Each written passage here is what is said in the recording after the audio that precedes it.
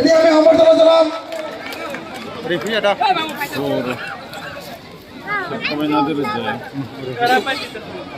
আমি সম্বৰ্ধনা জনাম ভাৰতীয় জাতীয় কংগ্ৰেছ দলৰ 16 নম্বৰ নিসীমা বিটিসি নিৰ্বাচনী পৰিষদৰ জনাম আমাৰ ডাঙৰীয়া তেখেতক এখন ফুলাম গামোচাৰে সম্বৰ্ধনা জনাব। তাৰপিছত আমি সম্বৰ্ধনা জনাম আব্দুল ইসলাম অবজাৰভাৰ এপিসিসি তেখেতক এখন ফুলাম গামোচাৰে সম্বৰ্ধনা জনাব। সকলোকে এখন ফুলাম গামোচাৰে সম্বৰ্ধনা জনাৰ কাৰণে অনুৰোধ জনাইছো। মতিলাল নাৰ্জাৰী ডাঙৰীয়া নিৰ্বাচনী সভাখন পৰিচালনা কৰিবলৈ। প্ৰেসিডেন্ট অফ পিসিসি আমার মাজত উপস্থিত আমার মাননীয় সন্মানীয় গৌরব গগৈ স্যার, আমার মাজত উপস্থিত খন্দকার আব্দুল ইসলাম এপিসিসি অবজার্ভার শর্ট রাইস, যিমানবোৰ গাৰ্জেন মুৰব্বীসকল আছে বৰ্তমানৰ যিগৰাকী MCLSIৰ বাকী দলৰ যিগৰাকী প্ৰাৰ্থী আছে তেখেতৰ প্ৰতি ৰাইজ মোহভংগ হৈছে।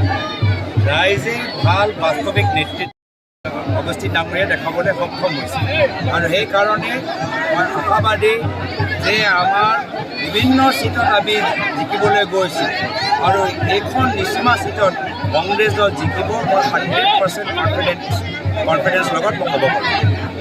যোৱা 3বাৰ হৈ গ'ল বিটিসি ইলেকশ্যন, এবাৰ কিন্তু শক্তিশালী ৰূপত 40টা সমষ্টিত কেণ্ডিডেট দি পেলাই ৰাইজৰ মাজত লৈ আছে, কেনেকুৱা হয়? নাই, যথেষ্ট ভাল।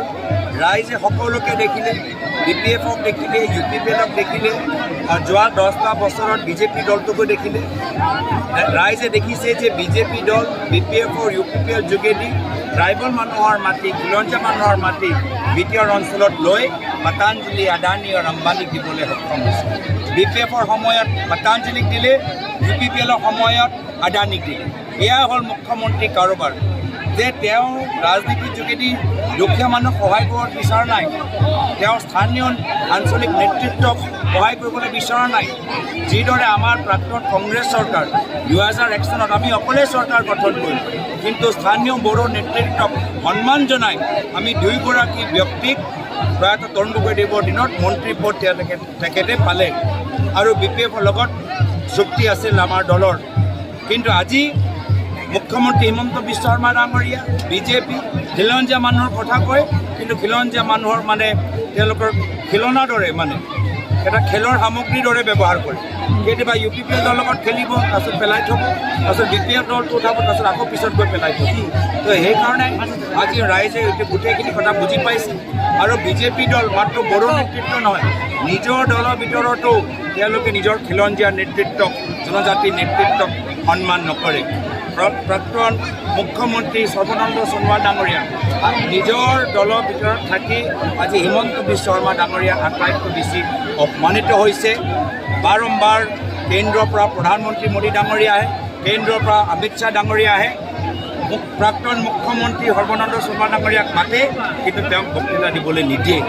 আমাৰ দলটোক চাওক, আমাৰ দলত যেতিয়া ৰাহুল গান্ধী ডাঙৰীয়া আহিলে সকলোৱে ক'বলৈ সুবিধা পালে, আমাৰ CLPয়ে ক'বলৈ সুবিধা পালে, প্ৰাক্তন প্ৰদেশ কংগ্ৰেছৰ সভাপতি ভূপেন বৰা ডাঙৰীয়া ক'বলৈ সুযোগ পালে, মই দুআষাৰ অলপ, কিন্তু বিজেপি দলৰ মাত্ৰ হিমন্ত বিশ্ব শৰ্মা ডাঙৰীয়া তেওঁ কোনো খিলঞ্জীয়া নেতৃত্বক সন্মান নকৰে। আদানী কংগ্ৰেছ থাকিলে তেওঁলোকে আদানী আম্বানী বিক্ৰী কৰিব নোৱাৰিব। সেইকাৰণে নিজৰ সুৰক্ষাৰ কাৰণে, নিজৰ জাতিৰ সন্মানৰ কাৰণে কংগ্ৰেছ দলটোক সমৰ্থন দিয়াটো প্ৰয়োজন হৈছে।